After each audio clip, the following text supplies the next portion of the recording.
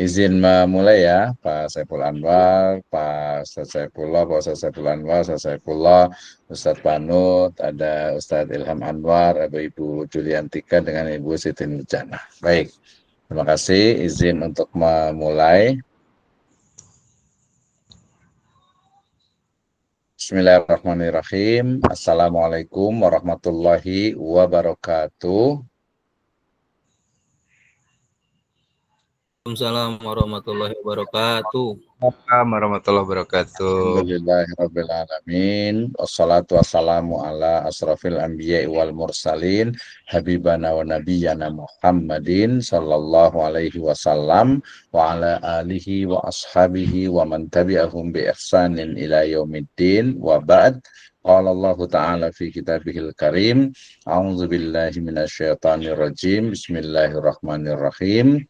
Wattini wazzaitun wa turi sinin wa hadzal baladil amin laqad khalaqnal insana fi ahsani taqwim thumma radadnahu asfala safilin illa alladhina amanu wa amilus salihati falahum ajrun ghairu mamnun fama yukadzibuka ba'du biddin alaisallahu bi ahkamil hakimin.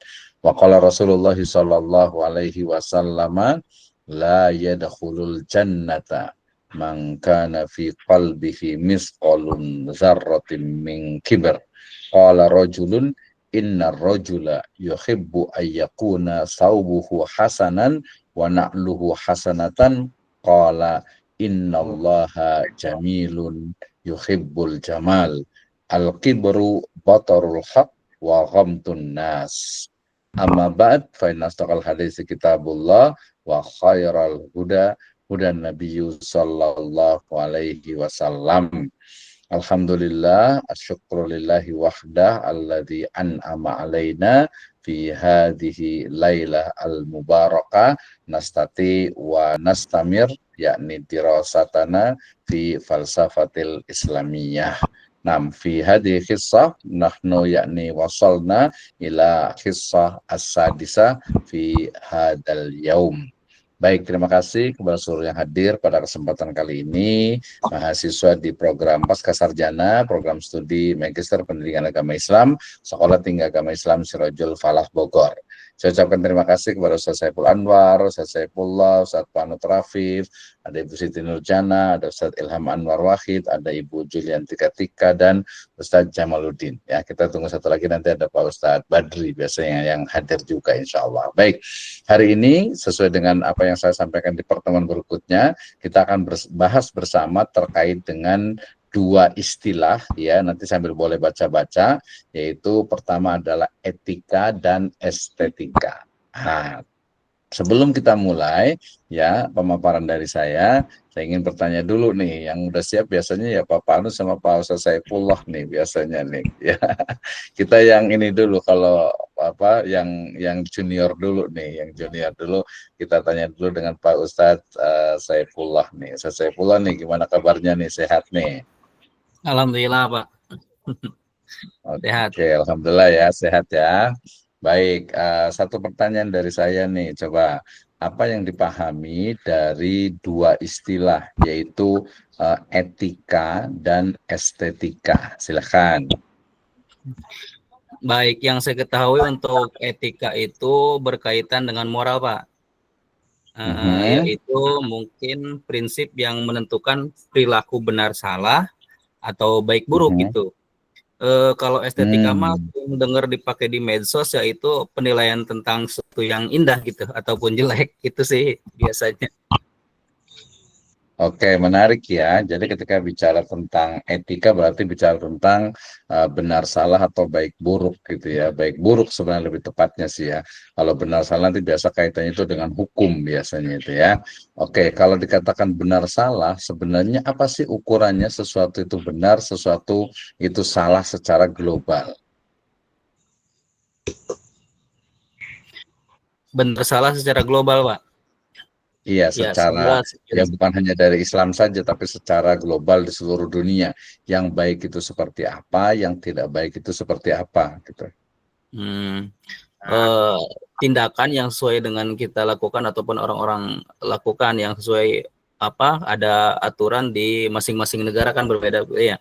Yang melanggar Hmm. tentunya ada aturan tertulis maupun tidak tertulis kan gitu. Tapi rata-rata yang jelas sudah tertulis juga banyak yang melanggar, mungkin itu yang bisa dijadikan patokan gitu. Sudah undang-undangnya dan lain sebagainya, tapi enggak. Itu Pak mungkin sisanya ditambahkan sama Ustadz Panut nanti. Oke, tapi kalau tadi itu ada aturan yang tertulis, kemudian ada undang-undang, itu nanti tercampur dengan apa yang dimaksud dengan disiplin ilmu hukum. Ya, nanti ada Oh, pertanyaan, apa bedanya antara hukum ya dengan etika, itu apa bedanya? Antara hukum dengan etika bedanya apa? dengan etika. Iya, etika dengan hukum bedanya apa? Karena tadi yang disebutkan itu terkait dengan aturan, kemudian juga apalagi sesuatu yang aturan itu tertulis gitu ya, itu adalah hukum. Ya, kemudian juga apa Mhm. tadi di berbagai pemerintahan di berbagai negara itu juga itu adalah hukum, apalagi nanti ada punishment-nya. Nah, gitu ya. Jadi harus kita Hmm. membedakan antara etika ya dengan hukum. Kalau etika itu kaitannya itu dengan baik buruk gitu ya, sementara kalau Dengan hukum moral itu Pak. boleh atau tidak boleh, ya Mhm. boleh atau tidak boleh, ya. Jadi agak berbeda nih. Terus tadi kalau Oh, estetika itu apa? Boleh diulang? baik. Kalau untuk estetika itu menurut saya yang berkaitan dengan keindahan Pak, dan penilaiannya itu mungkin terhadap sesuatu yang indah ataupun jelek gitu. Oke, sekarang kita pindah ke Pak Ustadz Panut nih. Ya, jadi betul estetika itu adalah ilmu yang mengkaji tentang ya tadi disebutkan di ayat Al-Quran itu adalah laqad khalaqnal insana fi ahsani taqwim. Ya, ada the great proportion. Sesuatu itu dianggap indah. Itu seperti apa ya Ustadz Panut nih ya? Jadi indah itu seperti apa sih, ukuran keindahan itu seperti apa tuh, mungkin indah itu apa sih, sesuatu yang indah yang estetik bahasanya itu. Ya, estetik juga pakai sengaja pakai ini nih karena kita bahas tentang estetika nih ya. Jadi pakai pakai ikat saya nih biar agak estetik gitu ya. Saya jual kan pakai peci songkok, peci hitam gitu ya. Satu anut pakai peci yang agak lebih bukan modern, lebih berwarna lah gitu ya. Gimana Pak Monut nih? Apa sih ukurannya estetika itu? Lebih estetik.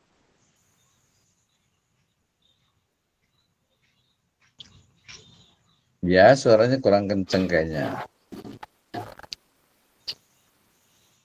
Pak Panut suaranya nggak ada. Ya, Mhm. ya. Halo. Suaranya belum terdengar.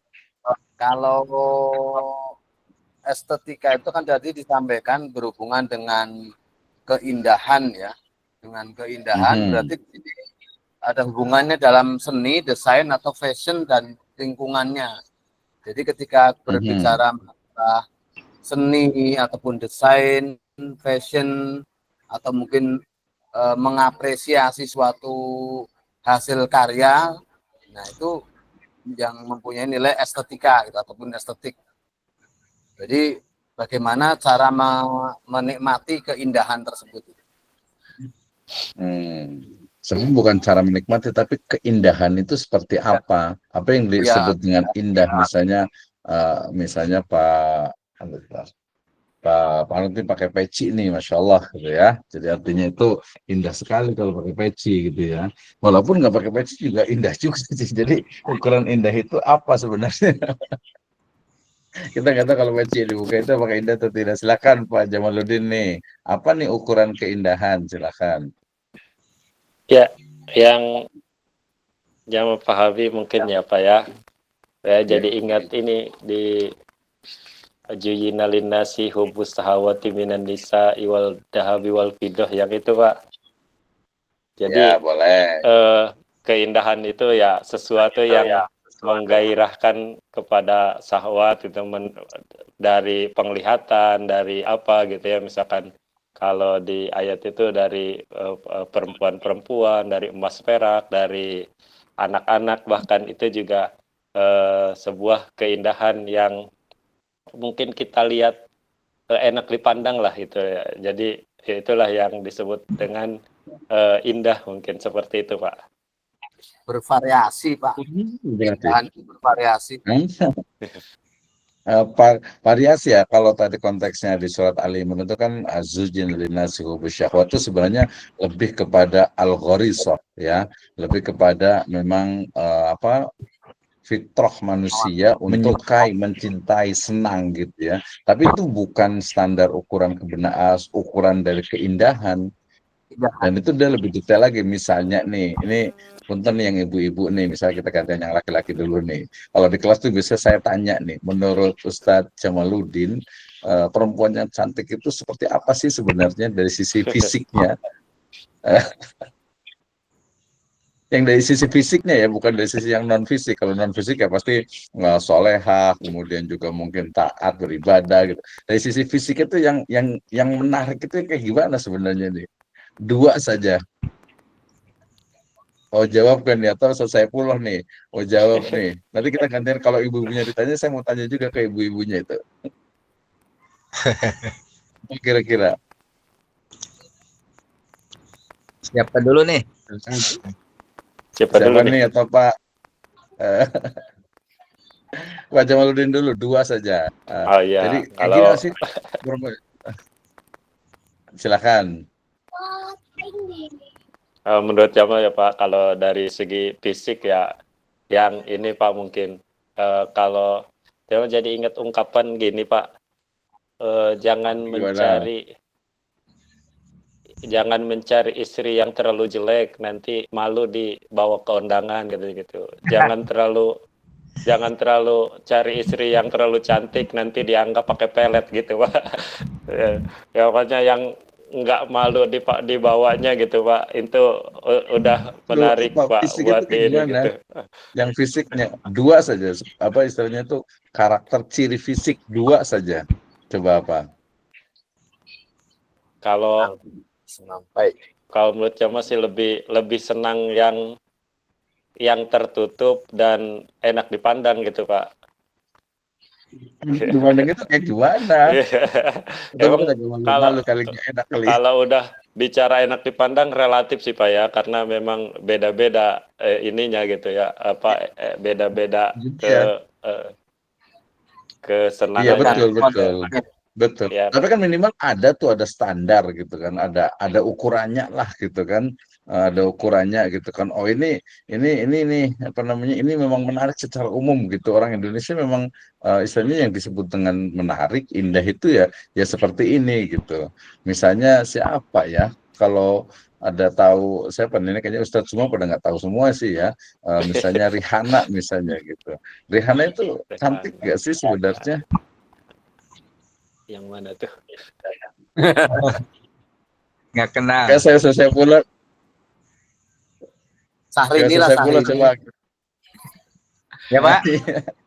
Ya, saya pula apa nih? Coba sebutkan dua nih. Yang indah, yang cantik itu fisiknya itu apa sih cirinya coba? Baik. Untuk relatif mah ya tadi dibilang Pak Ustadz Jamaluddin relatif Pak gitu. Kalau untuk mendetailnya saya kurang berani, sobat ada istri di samping. Gitu sih. Ya nggak apa sejarah ternyata. Iya di rumah ya ada ya. Kita juga pelan-pelan deh, kalau nggak diketik aja deh, gitu ya. Oke, nggak apa-apa ya. Jadi nanti sebenarnya itu kan tadi kemarin kita sudah bicara tentang ukuran kebenaran gitu ya, ukuran kebenaran. Nah sekarang ukuran sesuatu indah itu seperti apa? Betul, memang setiap orang itu mungkin tadi relatif, tapi ada ciri-ciri yang memang istilahnya itu orang itu pasti rata-rata itu suka gitu. Jadi kita bicara itu general gitu ya, general. Misalnya ya orang itu kayaknya nih ya, mungkin satu dua tuh yang orang tuh lihatnya pasti yang indah, yang cantik, yang ganteng juga mungkin gitu ya. Itu kan betulnya oh yang kulitnya putih nih gitu kan ya. Terus juga nggak terlalu ngependek biasanya gitu Bapak tuh ya. Nah itu kan standar tuh. Oh rambutnya mungkin juga nggak nggak apa tuh, nggak kribo gitu ya, nggak keriting gitu kan ya. Nah itu kan sebenarnya ya ukuran yang oh berarti memang seperti itu gitu. Jadi ada nanti kaitannya dengan rumus-rumus matematika yang menunjukkan bahwasanya ini memang indah gitu. Ada standar untuk sebuah keindahan gitu ya. Itu jadi hal yang menarik. Oke lah ya. Jadi sebelum kita ini kan dulu, kita ke materi dulu, nanti baru kita diskusi. Yang pasti hari ini kita akan bicara, nanti boleh cari-cari dulu tuh di internet tuh apa sih ukurannya etika dengan estetika juga. Indah itu kayak gimana sih sebenarnya gitu. Jadi memang tapi itu juga biasanya dipengaruhi oleh konstruk sosial, ya dipengaruhi oleh istilahnya itu bagaimana sistem sosial itu membentuk dari cara berpikir kita. Ya, dan itu pasti itu, ya itu jelas sekali gitu ya. Kita lihat itu banyak sekali ya pemikiran-pemikiran yang apa memang biasa dipengaruhi oleh lingkungan. Oke ya, sebelum bertanya nanti boleh cari informasinya dulu. Sekarang kita mau ini dulu, mau materi dulu lah ya, biar kita bisa nanti diskusi bersama. Oke ya, nanti lebih kurangnya dalam ya 30 menit materi dari saya cukup sih insya Allah ya. Baik, izin saya share screen ya untuk kita ulang kembali. Oke, sebentar. Baik, mudah-mudahan sudah terlihat.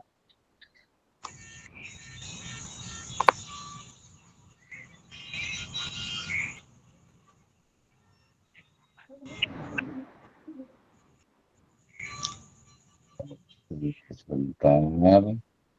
Oh, tadi sudah begini ternyata ya. Baik, sebentar.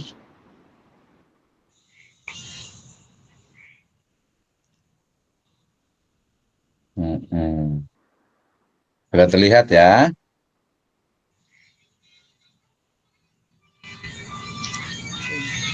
Sudah Pak, sudah. Baik, ya, oke. Sebentar, ini masih muter-muter ini. Ini kalau di Google Meet itu kadang ketika full screen gitu kadang nggak kelihatan gitu ya. Nggak kelihatan sehingga kemudian tuh muter kan kelihatan ya. Muter kita mau di sini tadi tuh klik gitu ya. Nah, jadi hari ini kita akan bahas bersama terkait dengan etika dan estetika, tentu saja dari sisi perspektif Islam gitu ya, dan juga perspektif di Western sana, di peradaban lain lah selain Islam gitu ya. Jadi nanti kita agar kita tuh bisa membandingkan antara Islam itu yang namanya etis gitu ya, seperti ini. Sementara kalau untuk yang di luar Islam yang disebut dengan etika itu adalah seperti ini. Oke ya, baik. Izin saya memulai ulang kembali. Ya, Bismillahirrahmanirrahim. Assalamualaikum warahmatullahi wabarakatuh. Waalaikumsalam warahmatullahi wabarakatuh. Alhamdulillah, wassalatu wassalamu ala rasulillah, amma ba'd. Qala Allah Ta'ala fi kitabihil karim, a'udzu billahi minasyaitonir rajim, bismillahirrahmanirrahim, wattini wazzaitun, wa turi sinin, wa hadzal baladil amin, laqad khalaqnal insana fi ahsani taqwim, thumma radadnahu asfala safilin, illalladzina amanu wa amilus salihati falahum ajrun ghairu mamnun. Fama yukadzibuka ba'du biddin. Alaisallahu bi ahkamil hakimin. Wa qala Rasulullah sallallahu alaihi wasallam la yadkhulul jannata man kana fi qalbihi misqalu dzarratin minal kibr aw min kibr. Qala rajulun inna rajula yuhibbu ayyakuna thawbuhu hasanan wa na'luhu hasanatan. Qala innallaha jamilun yuhibbul jamal. Al-kibru batarul haqqi wa ghamtun nas. Amma ba'd fa inna asdaqal hadits kitabullah wa khairal huda hudan nabiyyu sallallahu alaihi wasallam. Inilah gerangan suatu madah, mengarangkan syair terlalu indah, membetuli jalan tempat berpindah, di sanalah iktikaf diperbetuli sudah. Wahai muda, kenali dirimu, ialah perahu tamsil tubuhmu. Tiadalah berapa lama hidupmu, ke akhirat jua kekal hidupmu. Hai muda arif budiman, hasilkan kemudi dengan pedoman. Alat perahumu jua kerjakan, itulah jalan membetuli insan. Ini adalah syair dari syair perahunya Hamzah Fansuri. Baik, terima kasih untuk semua yang sudah hadir pada kesempatan kali ini. Kita akan membahas bersama topik kita hari ini, yaitu terkait dengan etika dan estetika. Menyibak makna etik dan keindahan dalam Islam khususnya. Baik. Saya awali dengan firman Allah Subhanahu wa taala dalam surat At-Tin ya, ayat yang pertama sampai ke 8. Dalam konteks etika dan estetika saya ambil di surah atau di ayat yang ke berapa? Keempat. A'udzubillahi minasyaitonirrajim. Laqad khalaqnal insana fi ahsani taqwim. Sesungguhnya kami telah menciptakan manusia dalam bentuk yang sebaik-baiknya.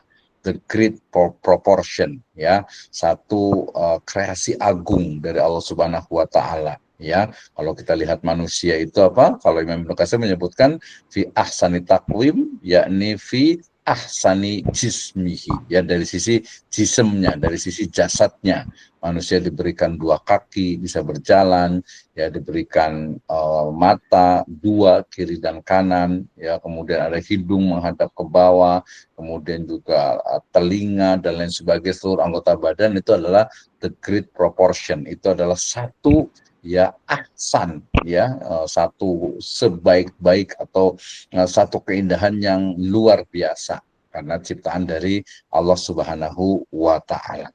Oke, kemudian ya selain itu nanti sebenarnya banyak ayat yang lainnya kita akan bahas juga. Yang berikutnya adalah hadis dari Nabi SAW, ini riwayat Muslim, ini terkait dengan estetika. Ya, jadi bahwa ketika ada seseorang itu kan Nabi SAW itu bersabda bahwasanya tidak akan masuk surga orang yang dalam hatinya itu ada sebesar biji sawi, ya, kibar atau kesombongan. Maka kemudian seorang sahabat bertanya, wahai Rasulullah, sungguhnya ada seorang laki-laki yang dia itu suka memakai pakaian yang bagus, yang kalau zaman sekarang itu namanya stilis gitu ya, estetik lah gitu ya. Kemudian juga naalnya itu, sendalnya itu, kalau sekarang berarti ya sepatunya gitu juga hasanah, ya, jadi bagus dan estetik lah gitu ya. Maka kemudian Kanjeng Nabi Muhammad SAW bersabda, innallaha jamilun yuhibbul jamal. Ya, Allah Subhanahu wa taala itu maha indah dan menyukai keindahan. Nah, tinggal kita akan bicara tentang ukuran keindahannya itu seperti apa, ya. Jadi itu bukan termasuk sombong ketika pakai pakaian yang bagus, yang rapi, memakai sepatu atau mungkin juga terompah atau alas kaki yang bagus gitu, bukan, ya. Kenapa? Karena kibar itu adalah al-kibru batarul haq wa ghamtun nas, ya. Jadi yang namanya kesombongan itu menolak kebenaran dan merendahkan orang lain. Nah, nanti kaitan dengan merendahkan dan juga menolak kebenaran itu kaitannya nanti dengan etika sebenarnya. Oke, ya. Kemudian tadi saya bacakan juga satu syair dari syair perahunya Hamzah Fansuri yang cukup panjang. Saya punya bukunya, itu menarik sekali ya. Kalau orang-orang yang generasi-generasi lama itu biasanya suka gitu ya. Kenapa? Karena dia dari akhir katanya itu dia cukup bagus dan menggunakan bahasa ejaan Melayu lama, menarik sekali. Ini saya hanya potongan sedikit saja. Oke, ya.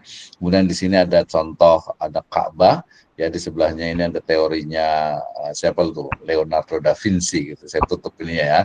Jadi Leonardo da Vinci itu apa sih sebenarnya? Ini kan melihat tentang manusia dengan postur tubuhnya gitu ya, yang sempurna itu. Baik, nah kita akan membahas tentang bagaimana yang namanya etika. Tadi sudah sebut oleh saya pula juga bahwa etika itu merupakan prinsip moral yang mengatur perilaku manusia dalam kehidupan. Ya, nanti ruang lingkupnya adalah baik tidak baik atau baik buruk. gitu ya. Ini baik, ini buruk ya. Kalau ini boleh, tidak boleh itu nanti kaitannya dengan hukum. Jadi kalau etika itu lebih kepada baik buruk yang ada dalam kehidupan. Nah, kalau kita bicara tentang moral, karena ini kajian juga adalah filsafat, itu adalah yang namanya moral itu apa gitu ya. Moral itu apa, ukurannya itu apa, standarnya apa, dan bagaimana cara mengajarkan moral kepada masyarakat ya.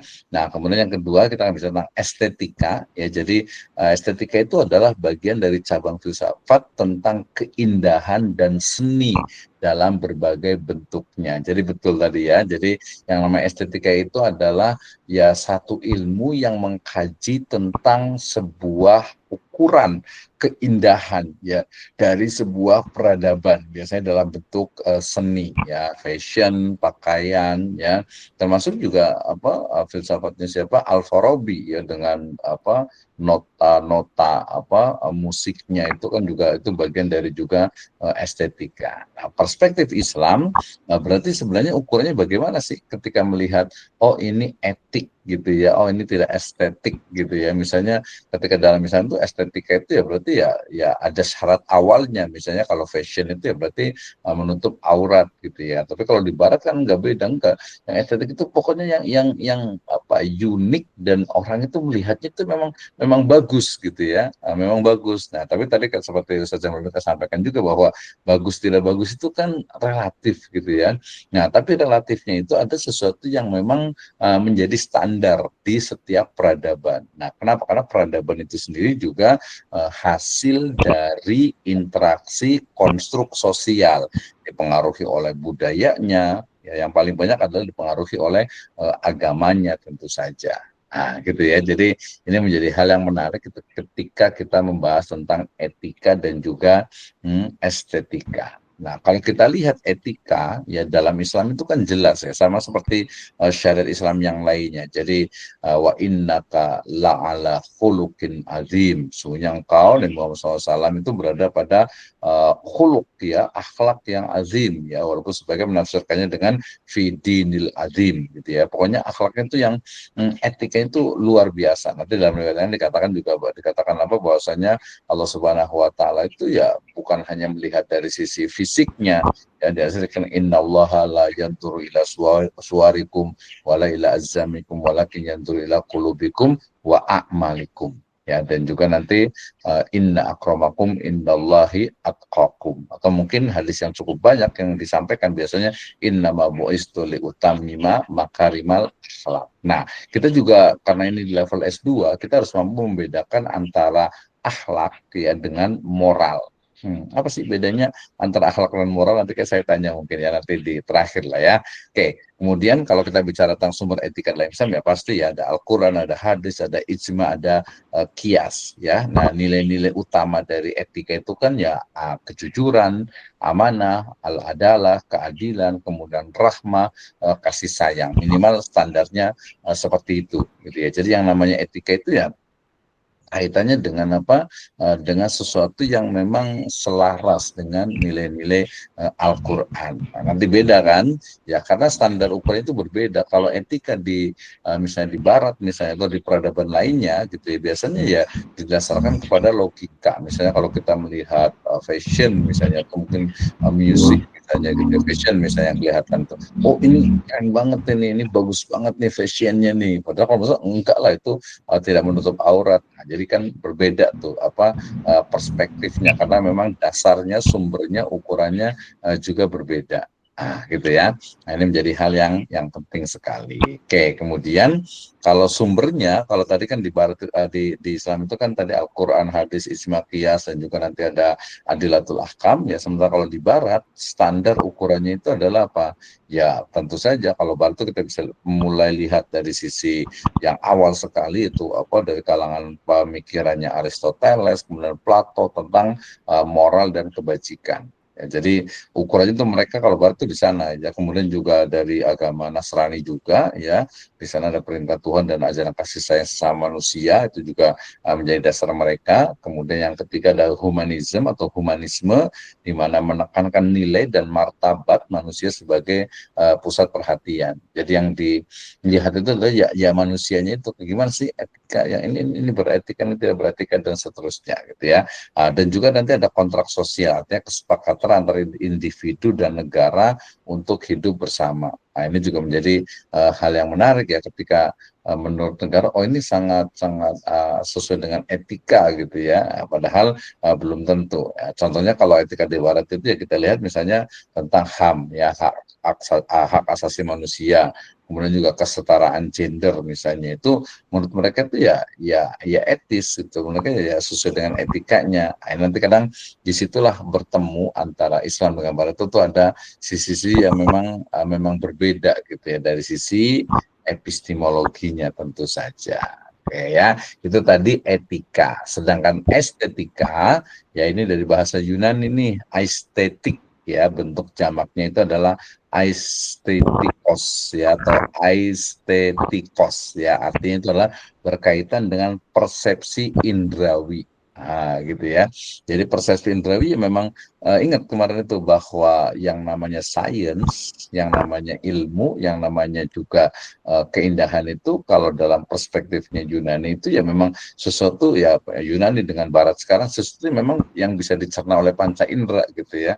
Ya kalau mereka bilang cantik itu ya langsing gitu ya, kemudian mungkin rambutnya itu mungkin lurus gitu mungkin gitu ya, dan lain sebagainya gitu ya. Nah, karena memang estetika itu sendiri sesuatu yang memang yang bisa dicerna oleh panca indera. Kalau yang penting kan akhlaknya baik, agamanya baik, itu dia tidak masuk ke estetika, itu dia sudah masuk ke value, masuk kepada nilai, terutama nanti agama gitu ya. Nah, akar kata dari aesthetis adalah persepsi atau sensasi. Sensasi ini bukan sesuatu yang itu bukan. Sensasi itu sesuatu yang memang membangkitkan rasa senang, suka gitu ya.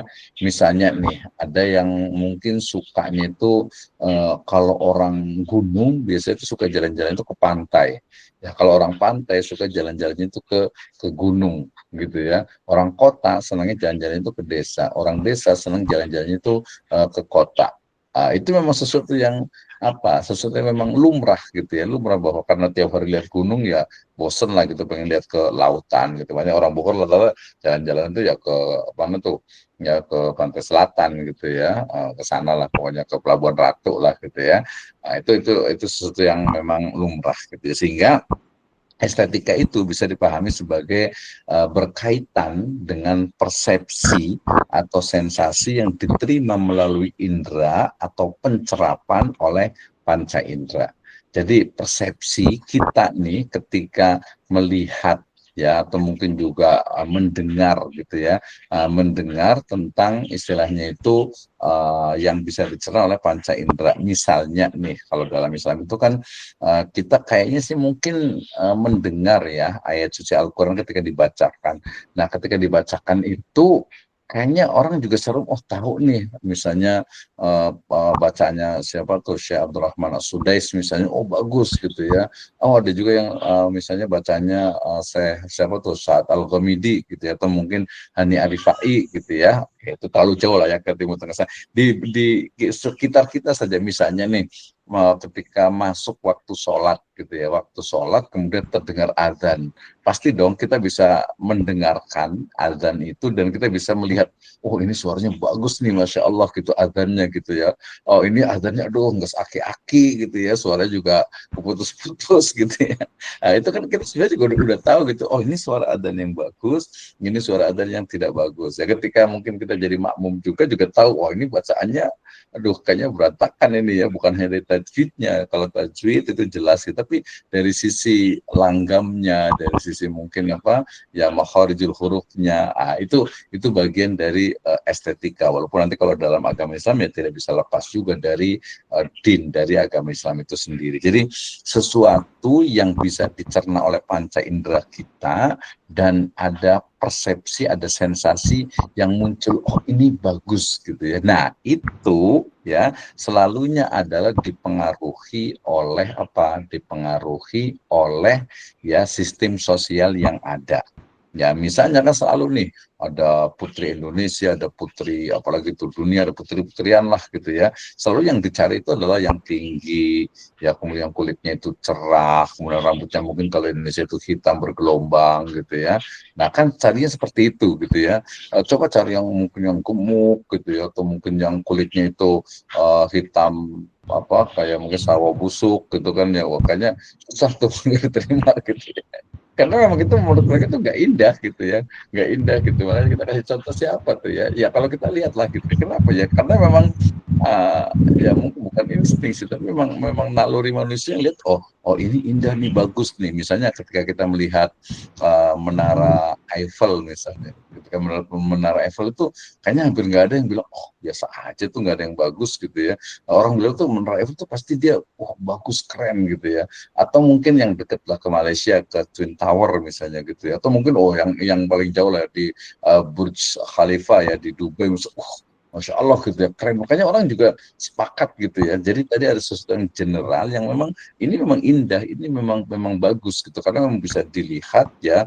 Nanti kalau yang didengar tuh biasanya alunan tadi bacaan Al-Quran, termasuk apa ya syair ya. Kenapa kemudian Al-Quran itu dibacakan ketika di awal-awal di fase Mekah misalnya, itu kayak dianggap sebagai ya asatirun al-awwalin gitu, atau mungkin juga nyanyian setan, seruling setan dan sebagainya gitu ya. Karena memang apa ya ya estetikanya ada nota-nota, artinya itu nota itu yang memang nada-nada itu yang memang sesuai dengan apa, dengan keindahan gitu ya.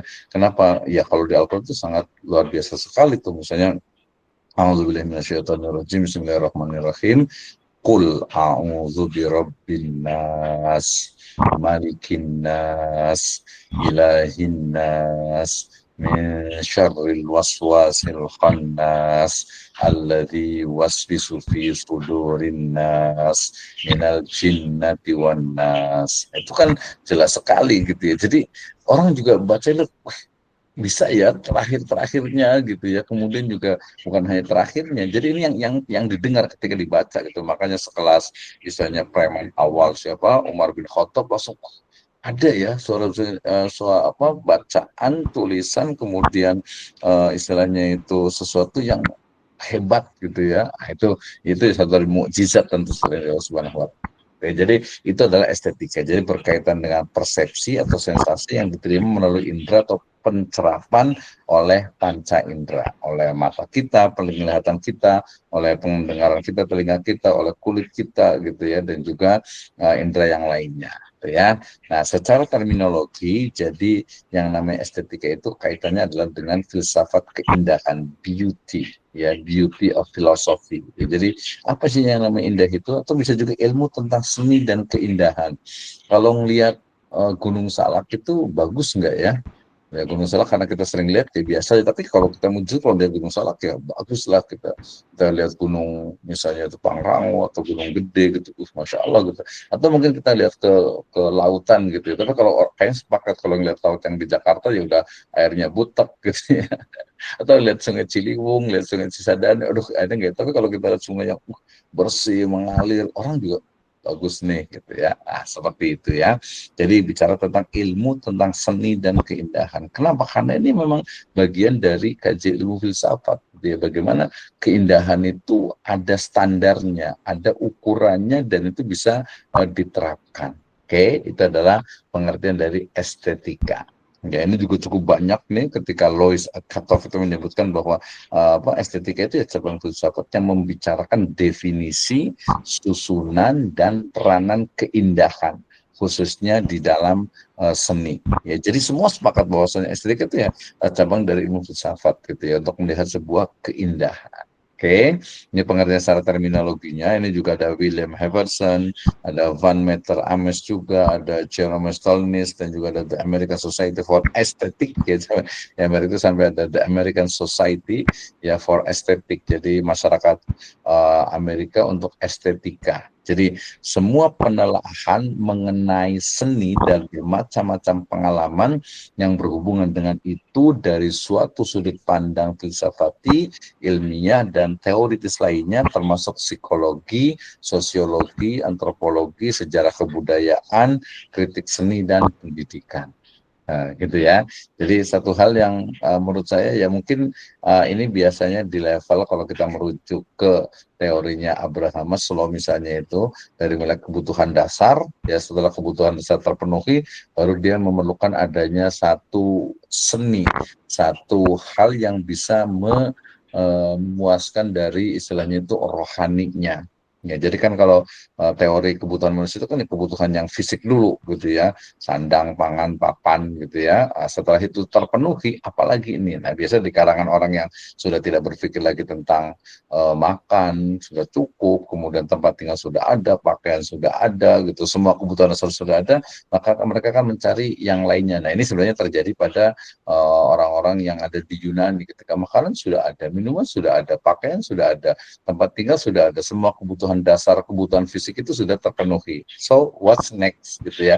Apa setelah itu? Maka mereka mencari kepuasan dalam bentuk rohani atau spiritual. Ya, mungkin kalau kita lihat sekarang itu ya banyak sekali nih di Indonesia ataupun di dunia orang-orang yang mereka dari sisi keduniaan itu sudah cukup gitu ya. Nah, akhirnya kemudian mereka ya kalau mereka mendapat hidayah, mereka akan masuk ke dalam Islam. Banyak ya tokoh dunia yang kemudian masuk ke dalam Islam. Kenapa? Karena mereka bukan butuh lagi tentang harta gitu, tidak, tapi bagaimana ya kepuasan dari spiritualnya itu, kebutuhan jiwanya ya, kebutuhan jiwanya itu bisa terpenuhi. Nah, ini menarik nih ya. Tadi kita bicara tentang spiritualitas timur sebenarnya. Nanti kita bisa gabungkan juga lah ya.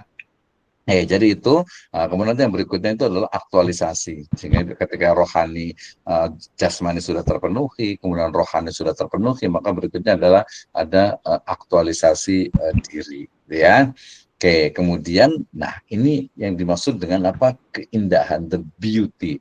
Apa itu keindahan? Ya, kalau dalam arti luas itu keindahannya bisa keindahan alam, ya keindahan seni, keindahan moral juga gitu ya, keindahan intelektual dan juga ada keindahan yang sifatnya itu absolut atau mutlak gitu ya. Misalnya kalau kita ya jelas ya kita sebagai seorang Islam gitu ya ketika kita melihat Ka'bah ya mungkin ya kalau Ka'bahnya itu tidak ditutup dengan kiswah gitu ya mungkin seperti biasa gitu ya. Jadi dia hanya bangunan kemudian istilahnya itu ada kayak semacam batako atau hebel gitu ya itu aja gitu ya.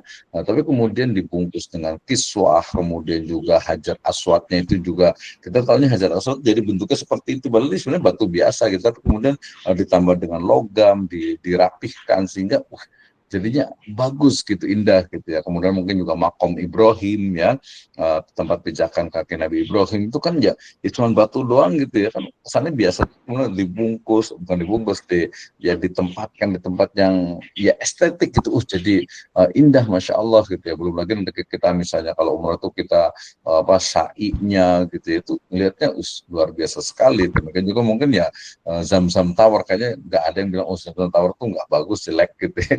Kayaknya nggak ada deh gitu ya, nggak tidak seperti itu gitu ya. Kayak Masjid Nabawi juga ya lebih lagi ya, luar biasa sekali itu ya. Oke, jadi keindahan itu ya banyak macamnya gitu ya. Kemudian kalau bicara tentang estetis murni itu biasa menyangkut pengalaman estetis dari seseorang dalam hubungannya dengan segala sesuatu yang dicerapnya. Tadi, jadi estetis itu kadang memang dipengaruhi oleh lingkungannya gitu ya, oleh lingkungannya, dan ini kadang berbeda-beda. Misalnya kalau di beberapa wilayah Indonesia Timur misalnya gitu ya, ketika bertemu gitu ya, kemudian dia akan dia akan salaman ya, jabat tangan, kemudian cium pipi kanan, cium pipi kiri, cium kening misalnya kan. Nah itu ya memang sudah itu estetis gitu ya, itu etikanya di situ. Tapi kalau di beberapa wilayah enggak juga, salamannya udah cukup gitu ya. Salaman juga sudah cukup gitu ya. Maka kalau di barat sampai apa ya, mohon maaf bisa sampai apa ciuman gitu ya, itu budaya mereka gitu ya. Nah, tentu saja nanti kalau dalam Islam kan ada aturannya. Nah, sementara Daliangki ya ketika bicara tentang filsafat itu dia menyebutkan bahwa yang namanya estetika itu adalah menyangkut benda-benda yang dicerap dengan penglihatan, yakni berupa keindahan bentuk dan warna. Warna juga menarik nih ya. Ini apa, PowerPoint saya juga banyaknya warna ini terus gitu. Sebenarnya karena mungkin adanya ini, dan menurut saya yang agak menarik itu menurut saya itu ini gitu ya. Kan setiap orang itu berbeda-beda warna misalnya gitu ya. Nanti bisa ditanya nih, sukanya warna apa sebenarnya gitu ya. Kalau kita misalnya warna kuning gitu ya, oh kuning gold gitu ya, zahab, emas gitu ya. Kayaknya orang juga nggak ada yang nggak suka emas gitu ya, jarang gitu ya, apalagi Mas Manut ini ya, luar biasa nih. Oke, sahabat Mas Saifullah, saya Mas yo Akang ya banyak, Akang. Oke ya, itu keindahan. Oke, kemudian tadi berarti pencerapan itu artinya diserap oleh indera penglihatan ya, yang biasanya itu terbatas dan menyangkut cahaya, warna dan juga bentuk ya. Beberapa karya seni juga dapat diserap oleh indera pendengaran, misalnya seni suara. Saya bingung nih ya, kalau dalam Islam kan ya memang agak sedikit beda pendapat lah gitu ya, tentang apa musik gitu ya. Kalau tentang syair sebenarnya udah jelas tuh. Tadi makanya saya bacakan ada syairnya gitu ya. Ada syair, ada puisi gitu ya. Syair kalau zaman dulu itu kan memang didengar itu enak gitu. Makanya lagu juga kalau orang yang suka itu senang banget ya. Indonesia ini kan ya luar biasa sekali dengan lagu gitu ya. Misalnya lagunya siapa tuh, Bang Haji, Roma Irama gitu ya. Atau mungkin Wali misalnya gitu kan. Ya apa ya, ya kalau mau jujur mungkin didengarnya itu ya memang enak gitu ya. Nah, definisi enaknya itu apa nih gitu ya. Jadi ada teori-teori yang memang oh orang Indonesia itu sukanya itu nadanya itu yang seperti ini gitu ya. Kalau orang Arab itu sukanya begini, orang Eropa seperti, tapi nanti ada yang universal.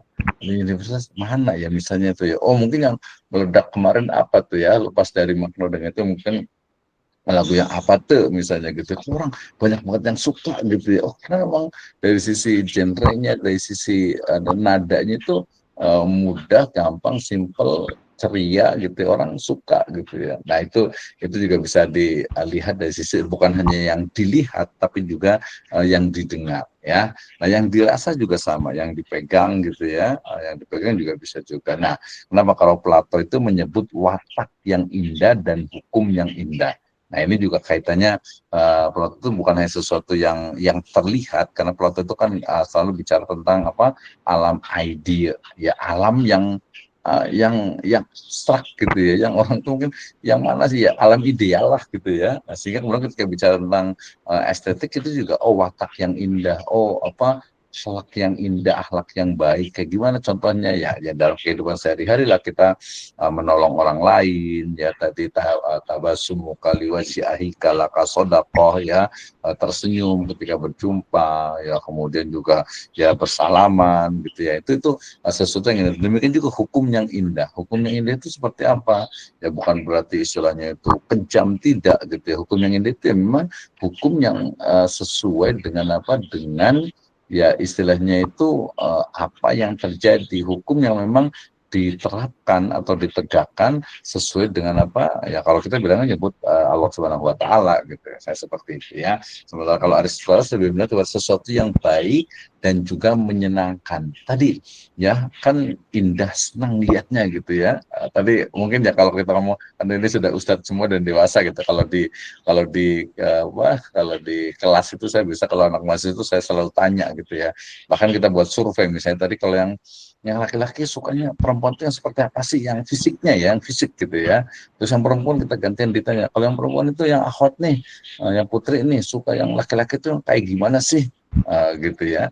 Ternyata ya biasanya satu generasi itu nggak jauh berbeda gitu. Misalnya kalau tadi laki-laki perempuan jelas, laki-laki perempuan itu sukanya laki-laki itu yang apa ya, yang mungkin ya yang jangan yang pendek gitu, yang tinggi gitu ya, yang badannya kekar gitu ya, yang maco lah mungkin gitu. Itu kan standar gitu ya. Kalau ada yang suka yang misalnya gemuk gitu ya, nah itu mungkin tidak umum gitu ya, hanya beberapa orang saja gitu ya.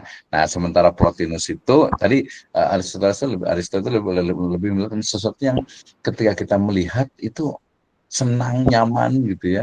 Ketika kita mendengar, iya enak juga gitu ya. Walaupun ini kalau dalam semua ini dari setan nih, seruling setan nih gitu ya.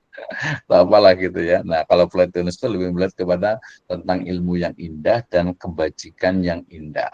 Nah, jadi ada ilmu juga yang indah dan ada kebajikan. Ilmu tentang keindahan juga gitu. Misalnya, nah, tadi kalau arsitektur masjid misalnya yang mungkin kemarin sempat viral kan berarti yang Masjid Al-Jabar gitu ya. Masjid Al-Jabar tuh bagus nggak ya?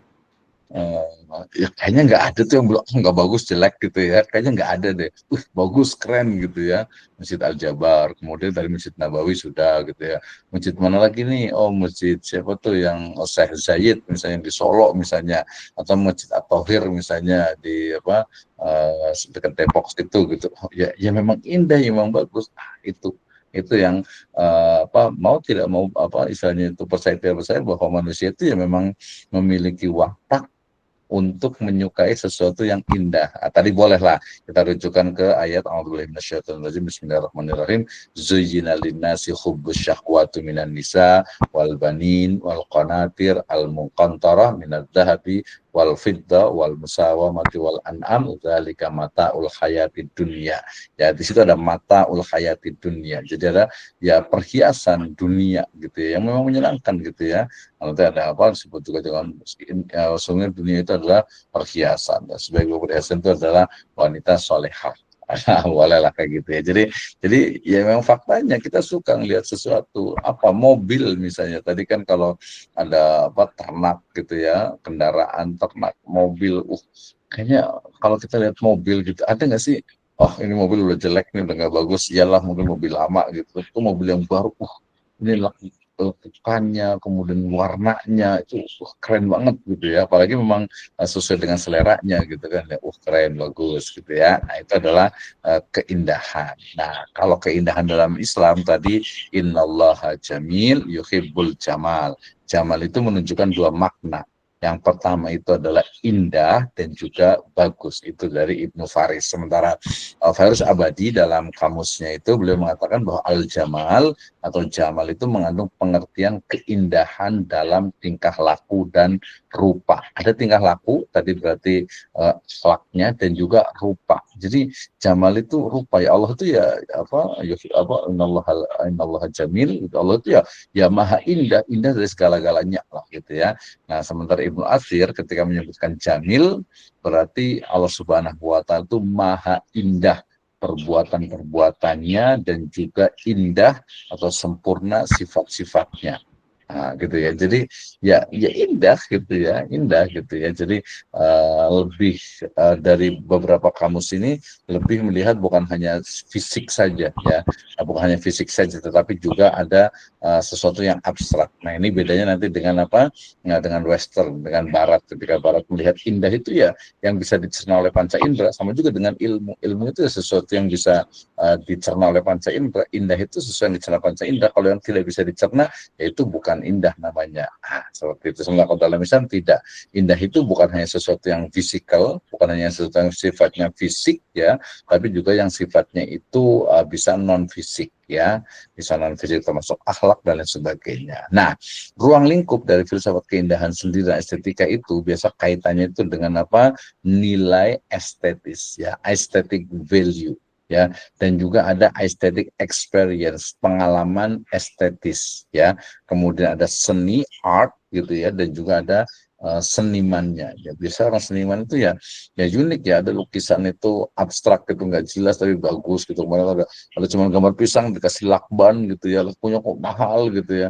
Ada cuma coretan gitu ya, oh kok menarik gitu ya. Nah itu karena memang maknanya itu mungkin tidak semua orang itu memahami ya. Jadi estetika itu dipelajari secara historis, ilmiah, teoritis, informatif dan juga filosofis gitu ya. Nah, jadi nanti ada juga sifat estetiknya itu yang memang lebih ke ideologinya itu pragmatis. Ke pragmatis. Misalnya ada nggak yang pernah berpikir kenapa laptop itu dia wide Kenapa istilahnya itu nggak kotak gitu ya, nggak kotak istilahnya itu bujur sangkar gitu, kok wide gitu ya, persegi panjang gitu ya, persegi panjangnya itu landscape gitu ya. Kemudian kalau kita lihat handphone, ini misalnya handphone ya, handphone itu kenapa dia istilahnya itu panjang ke atas gitu ya, potret gitu ya. Nah itu sebenarnya bukan hanya estetik juga, tapi kaitan juga dengan fungsinya, fungsionalisme gitu ya, ada fungsinya dan lain sebagainya. Ya, ini jadi hal yang menurut saya menarik nih. Oke, kategori keindahan ya, ya nanti ada disebut dengan agung dan juga elok gitu ya. Ada yang indah tapi jelek gitu ya. Ada apa yang sifatnya itu apa nih? Komis dan juga tragis, pokoknya jelek banget lah gitu ya.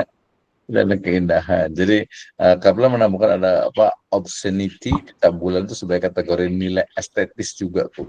Jadi yaitu apa ya, menurut orang itu estetis juga tuh. Padahal itu adalah lebih kepada lebih condong pada pendekatan secara etik atau moral dalam bidang seni dan keindahan, lebih tepat dengan istilah apa tuh orang tahu ya erotis gitu ya. Nah itu sebenarnya seni yang ya kalau kita kan karena Islam ya tidak sesuai dengan nilai-nilai Islam. Oke, nah kalau sejarah perkembangannya kita bisa lihat dari masa klasik ya, kemudian skolastik, kemudian masanya Renaissance ya, masa pencerahan, Aufklärung, ada idealis, ada romantik, ada positivistik, ada kontemporer. Ya nanti ada mazhab romantisme. Romantisme itu sebenarnya lebih kepada orang-orang yang suka dengan alam, ya suka dengan alam, suka dengan apa menyatu dengan alam gitu ya, menyatu dengan alam. Makanya Bogor itu daripada Butenschok gitu ya, karena memang tempatnya itu eh, tenang gitu ya, tidak ramai. Walaupun sekarang ya ramai sekali gitu ya. Jadi itu madhab romantisme. Jadi dia suka dengan alam, menyatu dengan alam gitu ya. Ada positivistik, ada kontemporer. Itu nanti dipelajari lebih detail lagi terkait dengan apa perkembangan dari estetika. Ya, ini ada periode-periodenya, nanti boleh dibaca ya. Bagaimana periode dari klasik dogmatik ya. Jadi menurut yang klasik dogmatik itu bahwa metafisik keindahan itu adalah ide ya, identik dengan ide kebenaran, ide kebaikan, keindahan ya. Jadi ini yang awal nih ya, sebenarnya nanti Islam juga sebenarnya kesini nih sebenarnya itu ya. Cuman tadi karena kajiannya itu adalah Western misalnya melihatnya oh bukan itu, sebenarnya itu lebih berkembang lagi gitu ya. Nah kemudian ini kalau di Socrates menyebutnya keindahan yang sejati itu ada di dalam jiwa atau roh ya. Raga hanya merupakan pembungkus keindahan. Keindahan bukan merupakan sifat tertentu dari suatu benda, tetapi sesuatu yang ada di balik bendanya itu yang bersifat kejiwaan. Nah, kemarin kita sudah sempat belajar ya bahwa baik itu Plato, Socrates, Aristoteles itu memang lebih melihat kepada sesuatu yang bukan hanya yang fisik ya, tapi juga yang abstrak, yang non fisik. Sehingga kemudian bicara tentang keindahan juga, oke, ada keindahan yang sifatnya fisik gitu ya. Tapi yang lebih utama itu adalah keindahan yang sifatnya itu non fisik. Ya, walaupun Plato menyebutnya fase pertama itu ada tadi orang yang tertarik pada suatu benda atau tubuh yang indah. Fase kedua itu kecintaan terhadap norma moral yang konkret. Ketika itu baru pada mengetahui jurang yang memisahkan antara moral dan pengetahuan, dan orang akan berusaha untuk mencari keindahan dalam berbagai pengetahuan. Ya, nah jadi orang Yunani dulu itu berbicara tentang buah pikiran yang indah dan adat kebiasaan yang indah. Ya, nah itu juga tadi alam ID-nya. Kenapa? Karena kalau kita lihat di Yunani juga, ya kalau kita bandingkan dengan sekarang itu jauh dari etika lah, gitu ya, jauh dari etika, gitu ya. Nah, ini bicara tentang Aristoteles, ini periode skolastik ya. Ketika bicara tentang Thomas Aquinas misalnya menyebutkan keindahan itu ada tiga. Yang pertama ada integrity or perfection ya, keutuhan dan atau kesempurnaan. Ada proportion or harmony, perimbangan atau keserasian, dan juga brightness or clarity, kecemerlangan atau kejelasan. Ini yang proportion or harmony ya, keserasian, perimbangan. Ini tadi yang kaitannya dengan manusia sebenarnya itu. Jadi yang namanya serasi itu kayak gimana ya? Ya kita bayangkan kalau manusia matanya satu gitu ya, kayak Dajjal gitu ya. Dajjal juga matanya dua, yang satu buta gitu ya. Ketika hidungnya mungkin ngadepnya itu ke atas atau rata gitu. Sekarang orang banyak yang di body building gitu ya, building gitu ya. Itu ya, itu kan nggak sesuai dengan fitrah manusia gitu. Kemudian ketika misalnya apa, oh telinganya dipotong aja, nggak usah pakai daun gitu ya. Jangan pakai daun lah, kasih ranting aja gitu ya. Ya, itu juga ya yang nggak indah karena manusia memang diciptakan tadi laqad khalaqnal insana fi ahsani taqwim seperti itu gitu. Kalau merubah ya akhirnya malah tidak proporsional lagi gitu ya. Ini masa renaissance, masa kelahiran kembali ya, di mana makna keindahan di situ lebih kepada sesuatu yang sifatnya itu apa, bicara tentang apa misalnya itu apa gerakan apa bidang seni ya. Pada periode ini seni itu menjadi titik perhatian mengenai estetika secara luas. Ini ada Marsilio Visimo ya, dan juga tokoh-tokoh kita lihat ada ya, termasuk juga yang ini ya, orang bilang oh lukisan paling bagus itu ya lukisannya Mona Lisa misalnya gitu ya, di Leonardo da Vinci misalnya gitu ya. Itu bener nggak sih gitu ya. Kayaknya yang bilang nggak bagus juga jarang juga nih. Ini masanya Aufklärung ya, kemudian ada periode idealis ya, ini juga ada aliran filsafat nilai juga, nanti saya sharekan ya, nanti boleh dengarkan dari saya.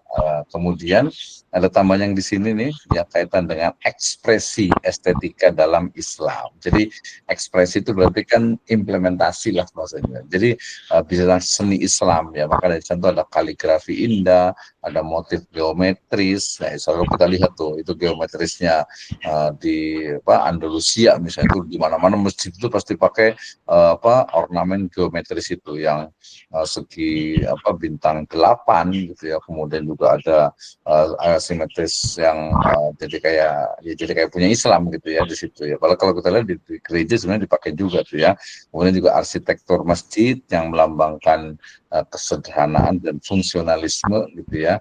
Kemarin kita bicara tentang kenapa ya masjid itu di Indonesia banyak itu pakai kubah gitu ya, padahal kubah itu juga tidak mencerminkan Islam banget juga gitu ya.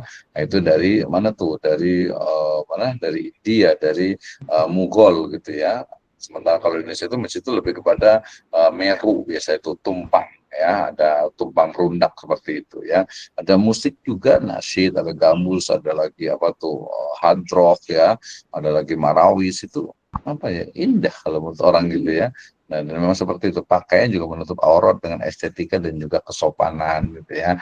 Prinsipnya ini yang paling penting ya, ada tauhid keesaan Allah Subhanahu wa taala, juga keseimbangan dan kesederhanaan ya. Sementara kalau di barat kita lihat tuh patung-patung kan banyak sekali ya. Mereka lebih seni itu ya misalnya lukisan rupa, patung klasik, dan juga musik orkestra yang berdinamika. Ya, saya bikin orkestra gitu ya. Arsitektur gaya gotik, renaissance, dan juga arsitektur modern inovatif. Jadi arsitek juga masih menarik ya. Kemudian juga mode, misalnya beragam gaya, tren, ekspresi individu dalam berpakaian.